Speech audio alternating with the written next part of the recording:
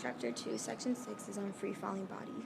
Now, free fall is an idealized motion where air resistance is neglected and the acceleration is nearly constant. Now, since the acceleration of a free-falling body is nearly constant, you use the acceleration due to gravity, which is little g, and that equals 9.8 meters per second squared. But since the object is in free fall, it's going to be negative 9.8 meters per second squared. You also use negative 9.81 meters per second squared, and I would say that you use that more in class and for homeworks and for your tests, because that's the one we're more familiar with, and that's the one that he teaches you, but your book says negative 9.8 meters per second squared. Both are correct. So the greatest height reported for a jump into an airbag is 99.4 meters by stuntman Dan Coco. In 1948, he jumped from rest. From the top of the Vegas World Hotel and Casino, he struck the airbag at a speed of 39 meters per second. To assess the effects of air resistance, determine how fast he would have been traveling on impact had air resistance been absent. So read everything you know. The height of the hotel is 99.4 meters. Your V initial is 0 meters per second because you start from rest. And the V final you give you in this equation is not going to help you in this problem because you're trying to find a final velocity that's not including air resistance, and this one is including air resistance. And the acceleration I'm going to use is negative 9.8 meters per second squared, but when I do the mathematical calculations, I use negative 9.81 meters per second squared, and you don't know the time. So you use the equation V final squared equals V initial squared plus 2AX. So your V final squared equals 0 squared plus 2 times negative 9.81 times 99.4. Your V final squared equals 948.24. You square root it, and your V final is 44.1 meters per second.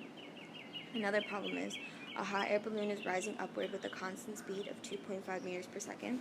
When the balloon is 3 meters above the ground, the balloonist accidentally drops a compass over the side of the balloon. How much time elapses before the compass hits the ground? Write everything you know. Your constant speed is 2.5 meters per second. The distance that the compass was dropped at was 3 meters, so it's going to be negative 3 meters because the compass is falling.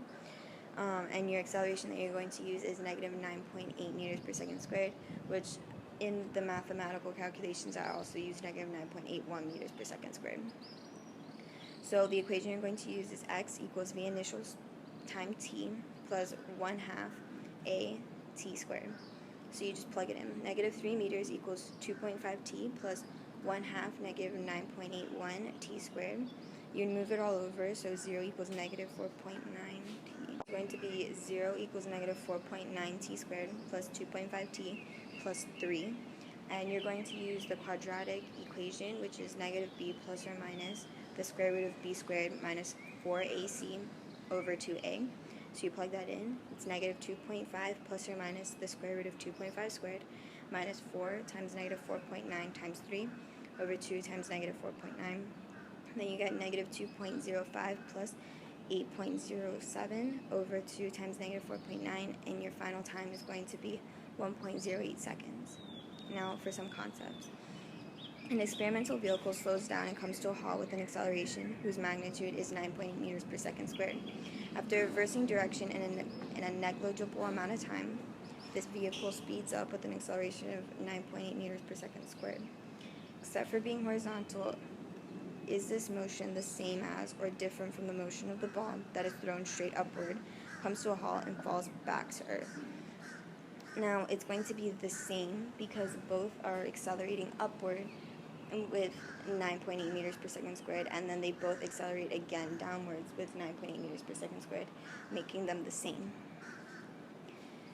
Number 14. A ball is thrown straight up with a velocity of v initial and in a time of t reaches the top of its flight path, which is a displacement y above the launch point.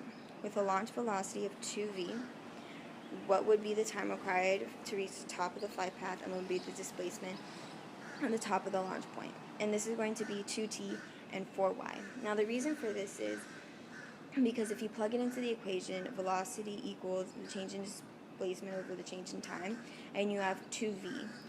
What are you going to need to get you to 2v? So you would need 4y divided by 2t to get you 2v. So it's saying like 4 times the displacement divided by 2 times the time will get you 2 times the velocity.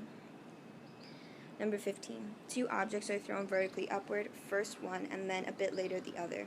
Is it possible or impossible that both objects reach the same maximum height at the same time? Now, this is impossible because since one is thrown before the other, they won't be able to reach the same maximum point at the same time. But if it was saying if both objects reach the same maximum point, that would be true, but it's not at the same time, so it's making it false. Now number 16. A ball is dropped from rest from the top of a building and strikes the ground with the speed of v final. From ground level, a second ball is thrown straight upward at the same instant that the ball is dropped. The initial speed of the second ball is v initial equals v final, the same speed with which the first ball eventually strikes the ground. Ignoring air resistance, decide whether the ball crosses paths at half the height of the building, above the halfway point, or below the halfway point. And this is going to be above the halfway point. Now, the reason for this is because the first ball is dropped and it has a slower velocity in the beginning than it does at the end. But the first ball is thrown with the amount of velocity that it has at the end, allowing it to go a larger distance in a shorter amount of time, so it would reach above the halfway point when they have the same level.